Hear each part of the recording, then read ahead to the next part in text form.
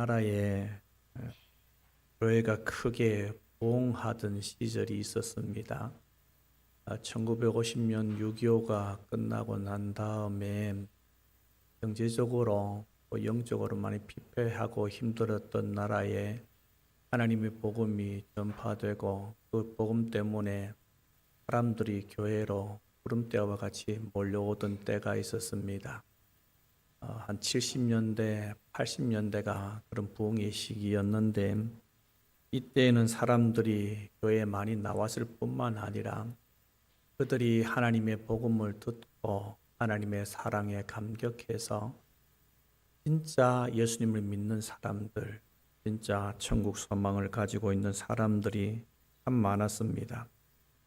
그래서 그때에는 사람들 마음속에 예배에 대한 사모하는 마음이 있었고 그 사모하는 마음으로 하나님 앞에 나와서 기도하고 찬양하고 말씀을 들어 하나님께서 정말로 기뻐하시는 그런 예배가 드려졌던 때였습니다.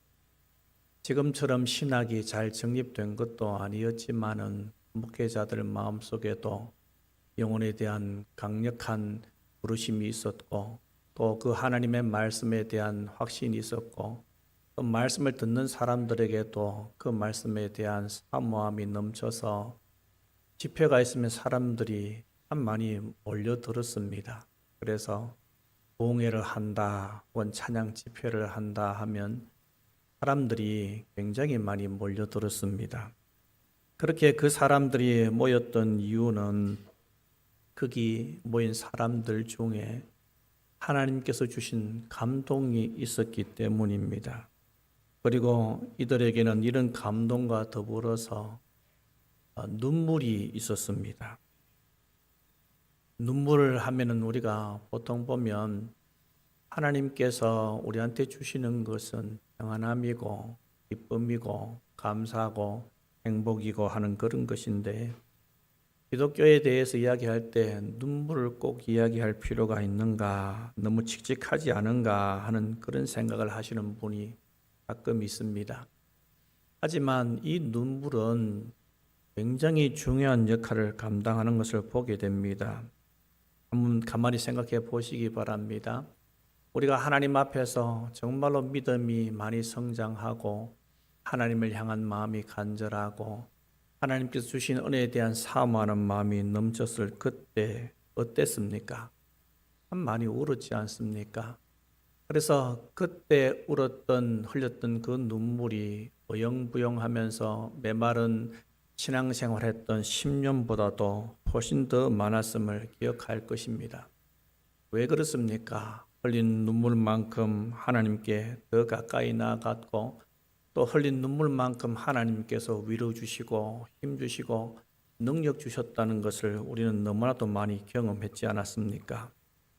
성경을 보기만 해도 눈물이 나고 기도하면 또 눈물이 나고 아버지 하는 이름 하나만 가지고도 가슴 벅차서 눈물이 나고 어찌 그리 눈물을 많이 흘렸던지 내 몸에서 어떻게 이렇게 물이 많이 나오는지 하는 그런 의문을 품기도 했지 않았습니까? 그런데 그때는 슬프고 고통스럽고 힘든 것이 아니라 그 눈물을 흘리고 나면 하나님께 주신 평강 때문에 감사가 넘치고 평안이 넘치고 온 얼굴에 세상에 있는 모든 평안은 다 갖다 놓은 것처럼 그렇게 얼굴이 변화되지 않았습니까? 처음 예수님을 믿은 사람들에게는 이런 눈물이 있는 겁니다. 이 눈물은 첫 번째는 하나님께서 베풀어 주신 사랑과 은혜에 대한 감사와 감격의 눈물입니다. 그리고 그 눈물과 더불어서 자신이 가지고 있는 이 놀라운 복음, 은혜, 사랑을 알지 못하는 내가 너무나도 사랑하는 가족들, 또 내 이웃 친지들, 그 사람들을 향한 고통의 눈물이 있었습니다. 사도 바울 당시 이스라엘 백성들은 하나님의 그 사랑을 제대로 이해하지 못했습니다. 하나님께서 보내신 거룩하신 자이신 독생자 예수 그리스도를 그들은 거부했고 그분이 분명히 이 땅에 그 사람들을 위해서 왔지만은 그들은 그 예수님을 거부했습니다. 그래서 요한복음 1장에서는 뭐라고 이야기하고 있습니까? 그 안에 생명이 있었으니 이 생명은 사람들의 빛이라. 빛이 어둠의 빛이 돼 어둠이 깨닫지 못하더라. 하나님께서 이 세상을 만드셨고 세상은 그로 말미암아 지은 바 되었지만 세상이 그를 알지 못하였다. 그리고 자기 땅에 오매 자기 백성이 영접하지 아니했다라고 기록하고 있습니다.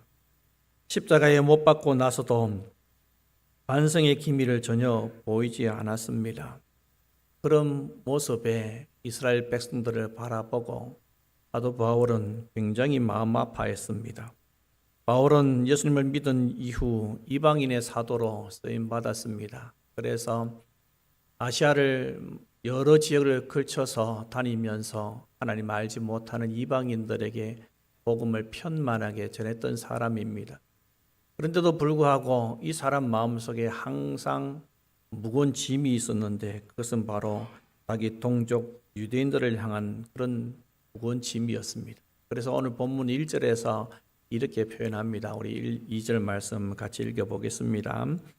내가 그리스도 안에서 참말을 하고 거짓말을 아니하노라.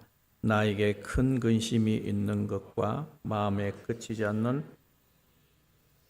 내 양심이 성령 안에서 나와 더불어 영원하노니. 자기 마음속에 큰 근심이 있다. 그리고 마음에 그치지 않는 고통이 있다. 그렇게 표현하고 있습니다. 자기가 이런 것을 느끼는 것에 대해서 거짓말이 아니다라는 것을 증명하기 위해서 내 양심과 그리고 내 속에 계신 자기 속에 계신 성령 하나님께서 영원하고 있다라고 그렇게 말을 하고 있습니다. 마음속에 항상 무거운 무언가가 탁 들어차 있는 겁니다. 그래서 즐거운 일이 있으면 웃기는 웃는데 마음 한켠에 항상 묵직한 것이 들어있는 겁니다. 하나님께서 이 바울을 통하여서 얼마나 위대한 일들을 많이 이루셨습니까? 교회도 많이 개척하고 예수님 믿는 사람들이 굉장히 많이 생겼습니다. 하나님께 쓰임받는 것만큼 기쁜 일이 어디에 있겠습니까? 그런 기쁜 일들, 감사한 일들 이런 것들을 많이 겪었고 하나님께 감사로 영광을 돌리지만 이 사도 바울 마음 한쪽에는 무거운 돌덩어리가 하나 득하니 들어있는 겁니다. 바울의 마음속에 큰 근심과 그치지 않는 고통이 늘 자기를 따라다닙니다. 그래서 그 고통에 대해서 3절에 이렇게 말을 합니다. 우리 3절 말씀 같이 읽겠습니다. 나의 형제 곧 골육의 친척을 위하여 내 자신이 저주를 받아 그리스도에게서 끊어질지라도 원하는 바로라. 아멘. 바울의 고통의 원인은 바로 그의 형제, 골육의 친척, 즉 유대인들을 향한 그런 고통이었습니다. 동족 유대인들을 향한 아픈 마음이 항상 떠나지 않습니다. 얼마나 간절한지 자기가 그리스도의 사랑에서 끊어질지라도 좀 이 유대인들이 내가 알고 있는 예수님을 알면 좋겠다 하는 그런 강한 소원이 이 말씀 속에 들어 있습니다. 사도 바울은 이미 8장에서 마지막 부분에 뭘 말씀하고 있습니까? 하나님의 사랑에서 그리스도 예수 안에 있는 하나님의 사랑에서 우리를 결코 끊을 수 없다라고 선포했습니다. 사망이나 위험이나 적신이나 칼이나 천사나 다른 어떤 피조물 심지어 자기 자신까지도 그리스도의 사랑에서 끊을 수 없다라고 이미 선포했습니다. 그리고 이 사람은 예수님을 정말로 사랑했던 사람입니다. 자기가 만삭되어 나지 못한 자 같은 자기에게도 부활하신 예수님께서 보이셔서 위대한 사명을 맡겨주셨지 않습니까? 자기가 하나님의 그 원수로서 살아갈 때 예수님께서 자기를 죽이셔도 아무런 할 말이 없는 그런 사람임에도 불구하고 그를 하나님께서 사랑하셨고 예수님께서 그에게 나타나셔서 위대한 사명을 주셨습니다. 그렇게 그 사명을 받은 이 사도 바울은 결혼도 하지 않고 하나님의 복음을 위해서 일생을 바쳤던 사람, 그만큼 하나님을 사랑했던 사람이 바로 이 사도 바울이었습니다. 그럼에도 불구하고 그 놀라우신 사랑이 있고 그 사랑에서 끊어지기 싫은데 그 사랑에서 끊어질지라도 나는 내 동족들이 하나님께로 돌아왔으면 좋겠다 하는 그런 생각을 가지고 있는 겁니다. 얼마나 이 사람이 동족 유대인들을 사랑하는지 이 말씀 속에 잘 녹아 있습니다. 바울이 살았던 시대나 예수님께서 사셨던 시대나 구약의 선지자들이 살았던 시대는 어떠했습니까? 참 비참함이 많았습니다. 주변 열국들이 이스라엘 백성들을 호시탐탐 노리고 계속해서 쳐들어왔고 나중에는 식민지 하에서 얼마나 고통스럽게 살았던 사람들입니까? 그런 형편에 비하면 지금 우리의 형편은 너무나도 좋습니다. 우리가 다른 나라의 지배를 받고 있습니까? 아니요, 그렇지 않습니다. 종교의 자유가 있어서 얼마든지 예배하고 싶으면 예배하고 기도하고 싶으면 기도하고 말씀 보고 싶으면 얼마든지 말씀 볼 수 있는 그런 세상입니다. 그런데 과연 과거의 그 시대의 모습과 비교했을 때 우리 지금 이 시대가 잘 살고 있는 것일까요? 우리가 과거에 다른 나라의 지배를 받았던 그때처럼 또 이스라엘 백성들이 다른 나라의 지배를 받았던 것처럼 그렇게 살고 있지는 않지만은 우린 실상을 가만히 살펴보면 다른 것들의 많은 지배를 받고 살아가고 있음을 보게 됩니다. 육체적 쾌락과 우리를 중독시키는 것에 얼마나 많이 지배받고 있는지 모릅니다. 다른 나라의 지배를 받았던 과거 시대보다 더 나은 것이 있는 것 같지만 사실은 그렇지가 못합니다. 오히려 형편이 더 나빠진 듯이 보입니다.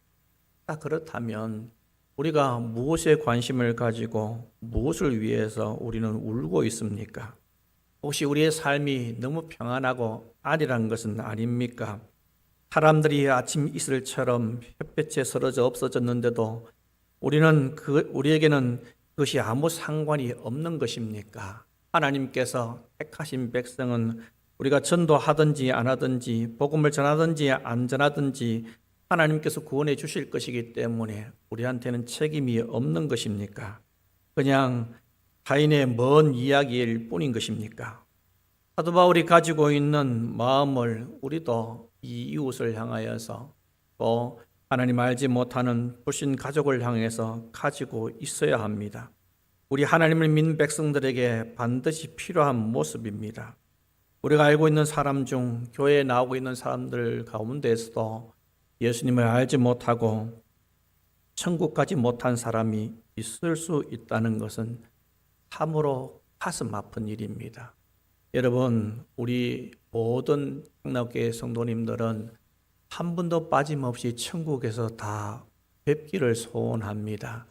한 번도 하나님의 사랑을 알지 못하여서 지옥 가는 사람이 없이 다 천국에서 서로 소통할 수 있는 그런 은혜가 있기를 소원합니다. 하지만 다 예수님 믿는다라고 장담할 수는 없습니다. 멀쩡하게 보이는 사람들 중에서도 예수님을 알지 못하는 그런 사람들이 얼마든지 있을 수 있습니다. 그렇다면 우리는 울기는 우는데 언제 웁니까? 자신이 처한 환경에 하도 기가 막혀서 우리는 때로 웁니다. 자존심이 큰 상처를 받아서 억울하고 답답해서 웁니다. 사랑하는 사람이 떠나서 울기도 합니다. 이런 문제들이 있을 때 우리는 하나님 앞에 나와서 분명히 울어야 합니다. 세상에 다른 것들을 붙들고 우는 것이 아니라 하나님을 붙들고 우는 것은 정말로 잘하는 것입니다. 하지만 이런 울음도 하나님 앞에서 울어야 하지만 중요한 다른 울음도 우리는 울어야 합니다. 그 울음이 무엇입니까? 바로 잃어버린 영혼들을 향한 눈물입니다. 사실 이렇게 설교하고 있는 저도 이 말에 자유로울 수는 없습니다. 죽어가는 사람들을 향해 언제 울어봤냐고 물어보신다면 참 부끄러워 고개를 들지 못할 정도입니다. 사도 바울은 예수님을 알기 전에는 이런 고통을 전혀 알지 못했습니다. 그냥 그는 자신이 하는 일이 하나님을 향한 열심이라고 생각하고 이것이 바로 하나님을 섬기는 예라고 생각하면서 열심히 그리스도인들을 박해했습니다. 자기가 보기에는 예수님은 이단의 괴수입니다. 그리고 이단의 괴수를 따르는 그리스도인들은 잡아서 옥에 가두고 죽여야 할 그런 존재로 여겼습니다. 거기에는 눈물과 자비가 없습니다.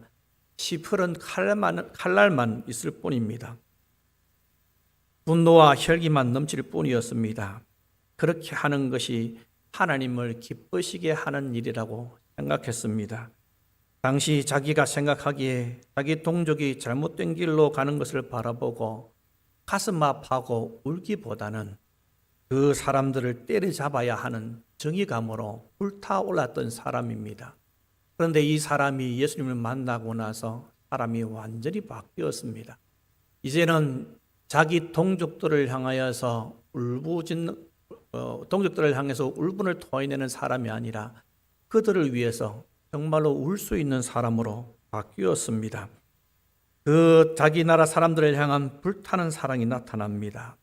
그 사랑의 정도가 어느 정도입니까? 그냥 이 사람들이 이 좋은 예수님을 왜 안 믿는지 모르겠다. 예수님 진짜인데 돌아왔으면 좋겠다 하는 단순한 그런 마음이 아니라 자기 목숨과 자기 동족이 돌아오는 것을 바꿀 수만 있다면 바꾸기를 원했던 사람이 바로 이 사도 바울이었습니다. 출애굽기에 나타나는 모세의 모습을 한번 살펴보겠습니다. 하나님의 놀라운 사랑과 은혜를 받고 사는 이스라엘에도 불구하고 그들은 금송아지를 만들었습니다. 모세가 시내산에 하나님께 십계명을 받으러 올라가 40일 동안이나 내려오지 않으니 사람들이 원성이 자자합니다. 우리를 인도했던 이 모세는 어떻게 되었는지 모르겠다. 그러니까 너는 우리를 위해서 우리를 인도한 신을 만들라 하는 그 압박 때문에 아론은 사람들의 귀걸이, 금걸이 이런 것들을 다 빼내어서 결국에는 금송아지를 만들었고 그 금송아지를 뭐라고 이야기합니까? 이가 우리를 애굽에서 인도해낸 하나님이다 라고 하면서 그 금송아지를 섬기게 만들었습니다.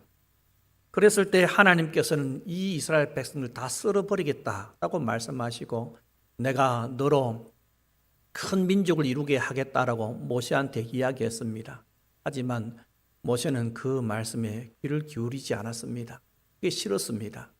하나님의 백성들이 다시 용서받아서 회복되기를 원했습니다. 그래서 뭐라고 이야기합니까? 출애굽기 32장 32절에 이렇게 표현합니다. 같이 읽겠습니다. 그러나 이제 그들의 죄를 사하시옵소서. 그렇지 아니하시오면 원하건대 주께서 기록하신 책에서 내 이름을 지워버려 주옵소서. 아멘. 모세가 율법을 받고 율법을 백성들에게 가르친 율법적인 사람이긴 하지만은 그 사람은 정말로 하나님을 사랑했던 사람이고 하나님을 떠나서 산다는 것을 상상도 하지 못하는 그런 사람입니다. 그런데 뭐라고 이야기합니까? 하나님, 이 사람들을 용서하지 않으시려면 저를 차라리 생명책에서 제 이름을 지워버려 주십시오 하고 기도했던 그런 사람입니다. 우리 신앙생활에 가장 표본이 되시는 분에 대해서 한번 또 살펴볼까요? 우리가 알고 있는 가장 신앙의 표본이 되시는 분은 바로 예수 그리스도이십니다. 예수님께서 요한복음 11장에 죽은 나사로를 살리는 장면이 나오는데 이 베다니 나사로가 죽을 병이 들었다는 그 소식을 듣고 있던 곳에서 이틀을 더 머무시다가 그곳에 가셨습니다. 그곳에 가니까 이 나사로의 누이들이 예수님을 맞이하러 나왔는데 웁니다. 같이 따라온 사람들도 웁니다. 그래서 예수님께서 그들을 향하여서 또 우는 장면이 11장에 나옵니다. 요한복음 11장 33절에 이렇게 표현하고 있습니다. 우리 말씀 읽어보겠습니다. 예수께서 그가 우는 것과 또 함께 온 유대인들이 우는 것을 보시고 불쌍히 여기사 아멘. 여기서 심령의 비통히 여기시고 불쌍히 여기셨다라는 말은 이들을 향하여서 예수님께서 굉장히 긍휼히 여기는 마음을 가지고 계셨다는 그런 뜻입니다. 그래서 이것을 딱 본다면은 사람들이 그렇게 생각하는 겁니다. 아, 저분은 참 나사로를 사랑했구나. 그래서 35절에 보면은 아주 짤막한 한 구절을 말씀하고 있습니다. 35절을 같이 읽어보겠습니다. 예수께서 눈물을 흘리시더라. 예수님께서 눈물을 흘리시더라. 성경에는 예수님께서 우셨다는 표현은 나오지 않지만은 웃으셨다는 표현은 나오지 않지만은 울었다는 표현은 이렇게 등장합니다. 예수님께서 왜 우셨는가? 사람들은 예수님께서 우시는 모습을 보고 이렇게 해석을 합니다. 봐라, 저 사람이 나사로를 너무 사랑했구나. 아이고, 그런데 왜 저 사람이 그 본능을 많이 행하신 예수님이 저 사람 죽지 않게 만들 수 없었던가? 라고 그렇게 이야기합니다. 그때 그 다음 구절에 이렇게 되어 있습니다. 다시 한 번 더 심령에 비통이 여기셨다라고 말씀하고 있습니다. 그러니까 여기서 말한 비통이라는 것은 그냥 단순하게 내가 사랑하는 사람이 죽어서 안타깝다 해서 흘리는 눈물을 이야기하는 것이 아니라는 겁니다. 그러면 왜 예수님께서 비통이 여기시고 눈물을 흘리셨을까요? 주님께서 이 나사로를 살릴 수 있는 능력이 없습니까? 아니요. 죽은 지 나흘이 아니라 100일이 지나고 1000년이 지나도 살릴 수 있는 능력이 주님께 있습니다. 그런데 왜 예수님께서 거기서 눈물을 흘리셨느냐? 이유가 있습니다. 왜냐하면 예수님께서 그렇게 당신이 메시아이심을 사람들에게 이야기하고 내가 하나님께서 보내신 거룩한 자다라는 것을 계속해서 말씀하셨는데도 불구하고 그들은 믿지 않았습니다. 그렇기 때문에 주님께서 거기서 눈물을 흘리신 것입니다. 이 모습은 예수님께서 잃어버린 영혼들을 향하여서 하나님께 돌아오지 않는 영혼들을 향해서 얼마나 간절한 마음을 가지고 계신지 보여주는 그런 모습입니다. 만약 우리가 영혼들을 위해서 울고 있다면 그것은 우리가 우는 것이 아니라 우리 속에 계시는 하나님께서 우시는 것입니다. 잃어버린 영혼들을 향해 우리 속에 계신 성령 하나님께서 가슴 아파하시기 때문에 그 아픔이 내 영혼에 그대로 전달되어서 우는 것입니다. 사도 바울이 우는 것도 모세가 가졌던 마음도 죽어가는 영혼들을 향한 성령 하나님의 애타는 마음이 그들에게 깨달아졌기 때문에 그렇게 행동할 수 있는 겁니다. 예수님과 바울, 모세의 마음이 우리의 마음이 되기를 소원합니다. 우리 죄를 위해서 십자가에 달려 돌아가신 예수님의 십자가가 없다면 아무리 세상 속에서 잘 나가고 사람들이 다 인정하는 삶을 살아갈지라도 천국을 못 간다는 것을 우리가 너무나도 잘 알고 있지 않습니까? 사도 바울이 동족들을 볼 때 그들이 하나님의 이름을 부르고 살기 때문에 그래도 좀 안심이다. 그 사람들에게는 하나님의 말씀, 구약 말씀이 있고 저들이 하나님을 부르고 있고 그들은 마음속에 메시아 대망 사상이 있으니 그래도 좀 저 사람들을 볼만하다, 지켜볼만하다, 좀 안심할 만하다 그렇게 생각했겠습니까? 아니요, 전혀 그렇지 않습니다. 그들에게 말씀이 있고 언약이 있더라도 그들은 하나님을 알지 못하였고 예수님을 전혀 알지 못했습니다.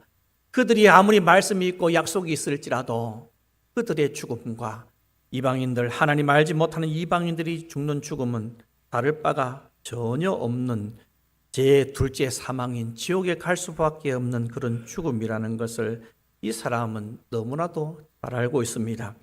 유대인들이 예수님을 죽였지만 실상은 그 죽음은 유대인들을 위한 죽음이었습니다. 바울도 하나님의 법을 어겼다고 생각한 예수님의 죽음과 그리스도인들의 죽음은 합당한 것으로 여겼습니다. 하지만 다메섹으로 가다가 예수님을 만나보니 예수님이 진짜인 것을 그때 깨달아 알았습니다. 그 죽음이 자신을 위한 죽음이라는 것을 그때 깨달아 알았습니다. 그래서 자신과 똑같이 하나님을 알지 못하여서 예수님을 제대로 알지 못하여서 자기와 똑같이 하나님 믿는 사람들을 박해하는 자기 동족들을 향한 긍휼히 여기는 마음, 안타까워하는 마음을 가지고 그들을 차마 눈뜨고 보지 못하는 것입니다.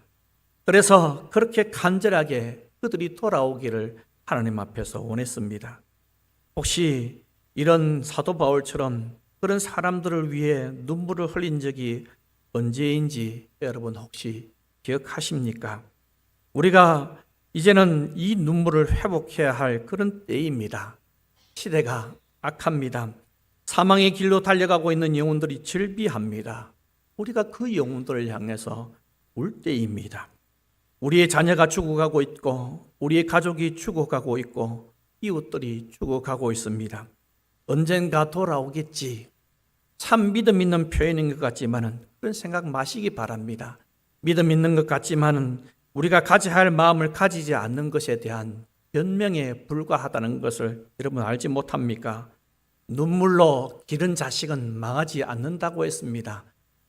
어거스틴의 어머니 모니카 여사가 자식을 위해서 엄난하게 살아가고 다른 신들을 섬기면서 이방 종교에 빠져서 살아가는 그 자식을 위해서 눈물로 호소하고 그를 위해서 기도했을 때 위대한 성자가 되어서 지금도 그의 영적인 영향이 미쳐지고 있다는 것을 알지 못합니까? 여러분, 지금이 바로 우리가 울어야 할 때입니다. 우리 같이 웁시다. 우리의 가족과 이웃을 위해서 웁시다. 그리고 하나님께 이렇게 고백합시다. 하나님, 제 속에도 바울과 같은 끊임없는 고통이 있습니다. 제가 사랑하는 이웃과 가족들을 향한 고통입니다. 하나님 앞에서 제가 눈물을 흘리오니 이 눈물을 주의 병에 담아 주시옵소서. 이것이 주의 책에 기록되지 않았습니까? 이렇게 기도할 수 있는 우리가 되기를 소원합니다. 여러분, 심각한 상황을 깨달아 알아야 합니다. 우리 다 같이 웁시다. 오지 않는 자들을 위해 붙들고라도 울어야 합니다. 멸망으로 달려가는 자들을 향한 성령님의 마음이 우리 속에 그치지 않는 고통으로 나타나 우리의 기도와 복음 전파를 통하여서 그 사람들이 하나님께로 돌이키는 성령의 열매를 맺는 우리가 되기를 간절히 소원합니다. 아멘. 우리 들은 말